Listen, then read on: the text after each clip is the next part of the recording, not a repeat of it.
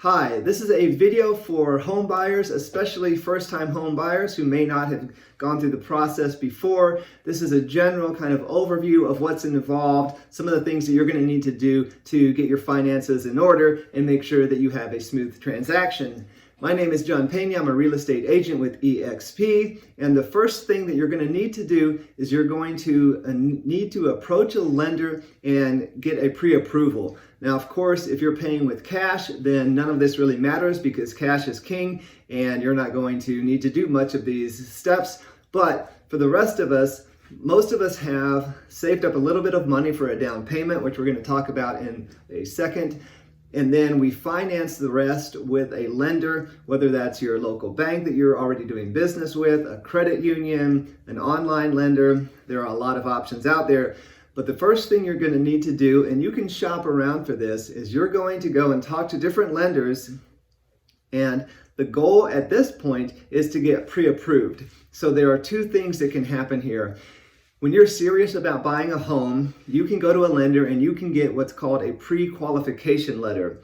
And in order to do that, what's going to happen is let's say the bank. Let's say you go to your local bank and they're going to ask you some questions. Are you employed? For how long? How much money do you make? Do you have any outstanding debt? Is your credit history terrible?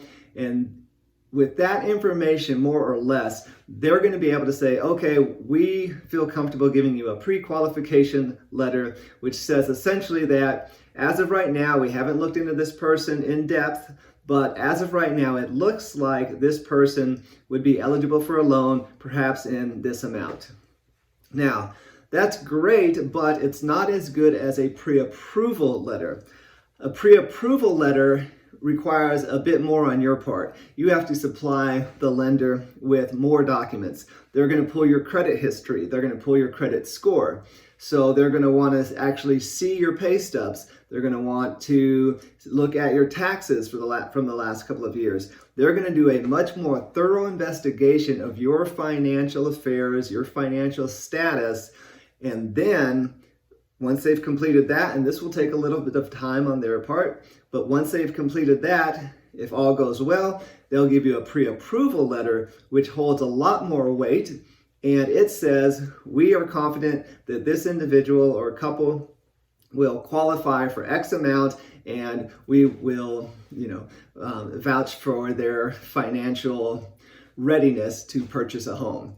That is great, and that's what you want to have. How are you going to get one of those, and what are the factors that go into that? A couple of things. First of all, your credit score does matter here. Now, I'm going to give you a number, but don't hold me to this. This is always somewhat changing. It depends on the lender. It depends on the market. But you're going to want to have at least a 620 or better credit score. Again, please don't hold me to this. This is going to be different for different lenders, but that's a good starting point. A credit score of 620 or better is what you're going to want to have. Okay, so that's how credit is going to play into this pre-approval stage. And the next thing that's going to be very important for your pre-approval is your income. You're going to want to show about 2 years of consecutive work history. Ideally, over that time, your salary or your hourly wage has increased, not decreased. And you're going to want to be able to hopefully show the lender that for the next 3 years, for the foreseeable next 3 years, your job is steady. You're not going to lose your job. You're not in some kind of industry where people are getting fired consistently, but it looks like to the lender, your job is steady. It's not in jeopardy of going away. You're not in jeopardy of being laid off. You're not in jeopardy of being fired or anything like that. So income, as you can well imagine, because this is the main way that you're going to pay the lender back, income is very important. So you'll want to be able to show proof of income. And the next thing that they're going to look at in this pre-approval stage is your debt. Some debt is okay, like student loan debt is usually looked upon in a more favorable light than, say, credit card debt. Because credit card debt, you're paying a really high interest rate, and if, like I said before, if you've maxed out a credit card or two, that's not going to look good on your behalf. So what may happen is you may go into this trying to get a pre-approval, and the lender may deny it, and you may have to then go back and clean up some of your finances. By cleaning up your finances, I mean you might have to pay off some of that high interest rate credit card debt. You might need to save up a little bit of money, because in the next section we're going to talk about a down payment. You're going to have to pay a percentage of the cost of the home in order to purchase the home. This is what we call a down payment. And if you can't show proof that you have that money in the bank ready to go, then the lender isn't going to give you the pre-approval. So the first step for a home buyer, especially a first-time home buyer, is you're going to go to a lender, and you can shop around. You can go to as many lenders as you want, and they're going to want to see your credit score and credit history. They're going to want to see proof of income, and they're also going to want to take a look at your debt. So if you get past that initial hurdle, then congratulations, and that is a big step, and you ought to feel great about yourself at that point, because you've probably done some work leading up to this to get yourself into that financial standing so that you can get that pre-approval, and that's a pretty exciting point. The next step after that is the fun part is starting to look at homes, because now you have a pre-approval letter. Now you know how much money you're going to be able to spend on a home. So if the bank says, okay, you're good for $250,000, there you go. Then you're not going to be looking at houses that cost $300,000, because you can't afford that, and you will not be able to buy that, and you'll just get your hopes up by looking at too much house that you can actually afford. So the pre-approval also helps you and your real estate agent narrow down to the price point that you can realistically start looking at. The next point is you need to understand the costs associated with buying a home, because the pre-approval is just the first step. There are a lot of costs involved in buying a home, and the first one, like I mentioned before, is the down payment. So no lender is going, there are some programs where you don't have to have a down payment. Those are special programs you could look into, but everything balances out. They're going to get you one way or another, so be careful. But most people are going to have to pay a certain percentage of the cost of their home when they buy it, when they close on it, and I'll explain what close means. So for a first-time home buyer, you might qualify for an FHA loan. That's a very popular loan option backed by the government. And with that particular loan, you have to put down 3.5% of the total cost of the home. So if you bought a home that cost $100,000, your down payment would be $3,500. If you bought a home for $200,000, your down payment would be $7,000. So at closing, you would have to come to the table with that $7,000 in that example. So let's explain what closing is.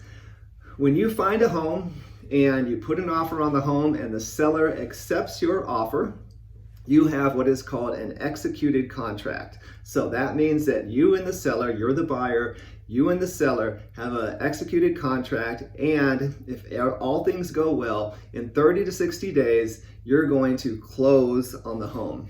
Closing happens, that's the moment when all of the legwork, all of the paperwork has been done, and there's a lot of it to be had, but all of that work has been done, and that's when the money will transfer from the lender to the seller, so the seller will get their money, and that's also the moment when you will pay your closing costs, which include the down payment and these other fees that we're going to explain here in a second.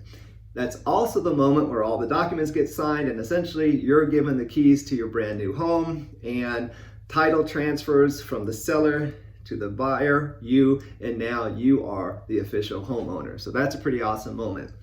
So closing costs. We talked about down payments. Now, by the way, if you are, say, a second-time home buyer, or say an investor, or just a kind of a regular, for whatever reason, let's say you didn't qualify for the FHA loan, then you could be looking at a down payment of 10 to 25%. So that's considerably more, right? For a $200,000 home, 10% is going to be $20,000, 25%, $50,000. So that's a lot more money. So if, that's another reason why you look and you start this process early to see what kind of loan you're going to qualify for, so that you can realize whether or not you have enough money saved up in order to actually make the transaction happen.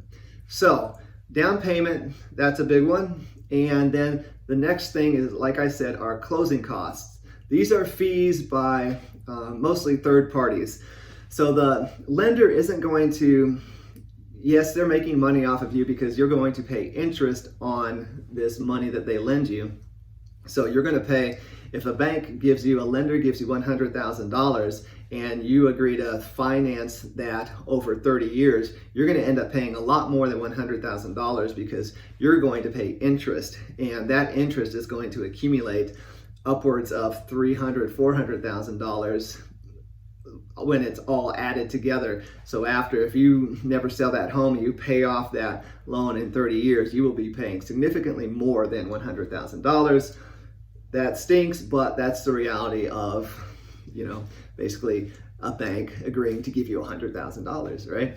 So there's a lot of the lenders, though, they're also, not only are they going to stick it to you on interest, they're also going to charge you things like what are called loan origination fees for them doing all the paperwork and gathering all of your information. And, so you're going to pay fees to them in closing costs.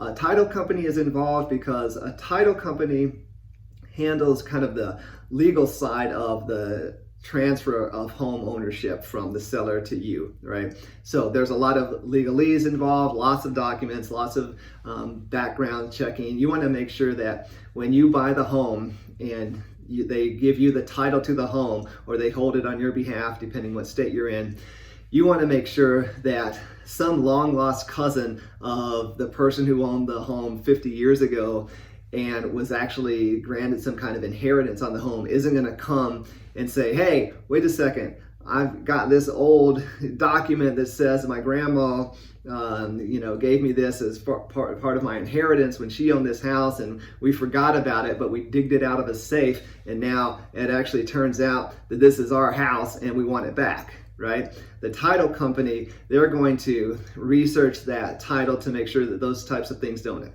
exist on the title, and they're also going to give you an insurance policy that says, okay, if something crazy like that does happen, we'll take care of it, okay? So there's a lot of fees in a lot of third parties, and those closing costs and those fees are going to add up to a couple $1,000s. It's really hard to give an estimate because there's so many variables: where you live, how much is the cost of your home, what service providers are you using. Some of them you can choose, some of them you can't choose. So if you really want to get a better idea of, okay, how much are my closing costs going to be, go online, put in closing costs calculator or mortgage calculator, fill in all the numbers, your interest rate, your down payment, the total cost of the home, and they'll be able to give you a better idea of what that is. But it typically is, several $1,000s, this is a very general number, $3,000 to $8,000. Okay, but if you want a more specific number, check out some of those online resources.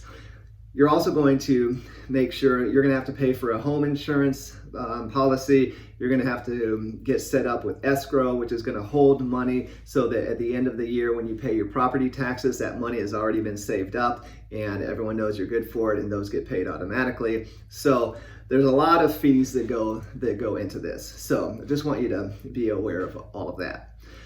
So it sounds a little bit scary, but owning a home is still one of the best ways to build financial wealth. When is the best time to buy a home? Right now.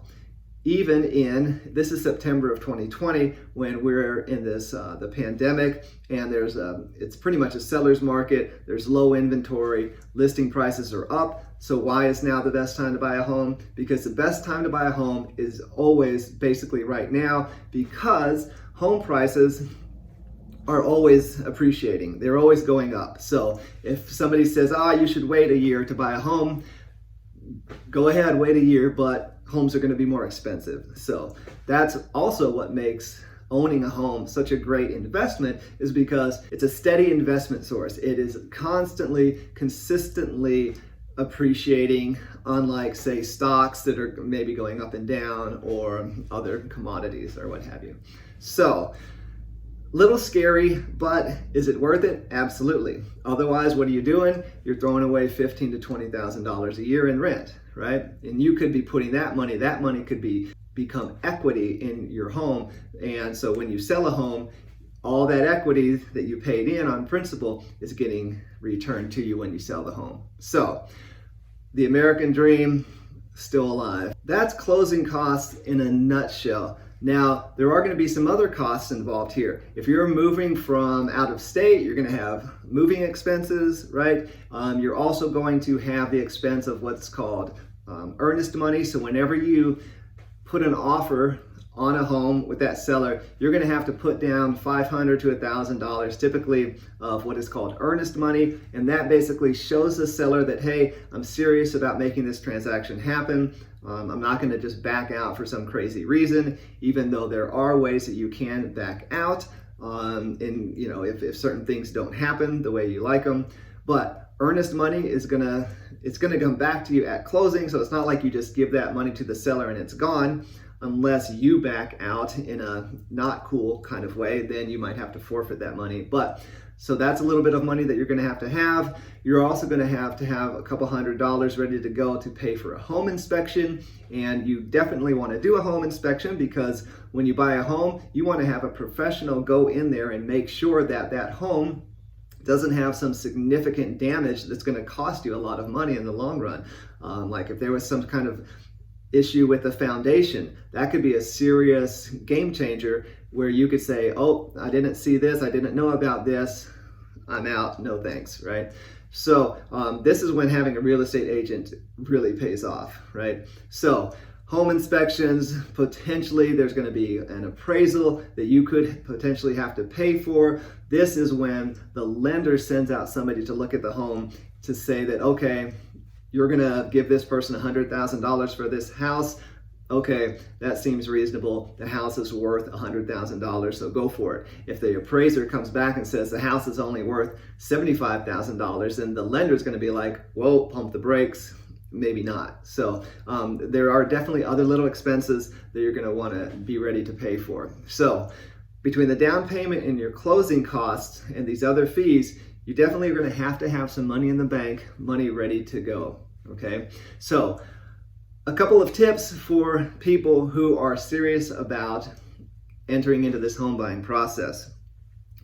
Don't make any big purchases from here on out. Don't go buy a car. Don't go put $5,000 on your credit card for the biggest TV that they sell.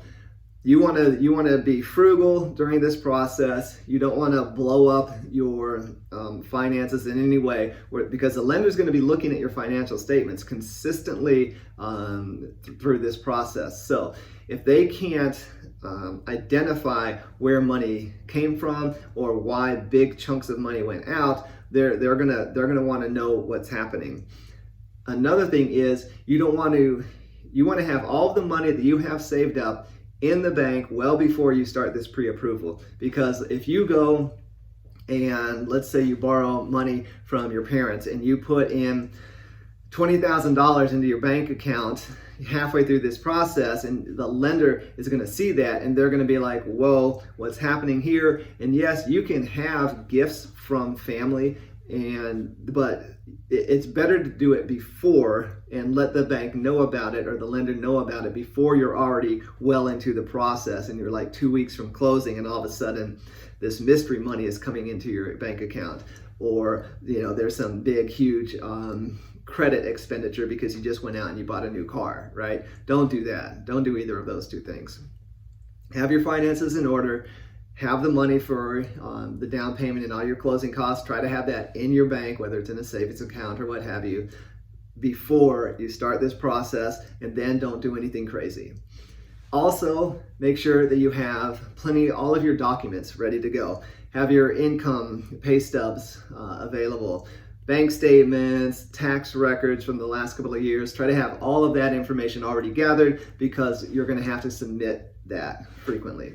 So that's basically, in a nutshell, what the home buying process kind of looks like, how to get yourself ready for it. So I do hope that that was helpful for you. If you have any questions, by all means, reach out in the comments below. Are you thinking about buying a home right now?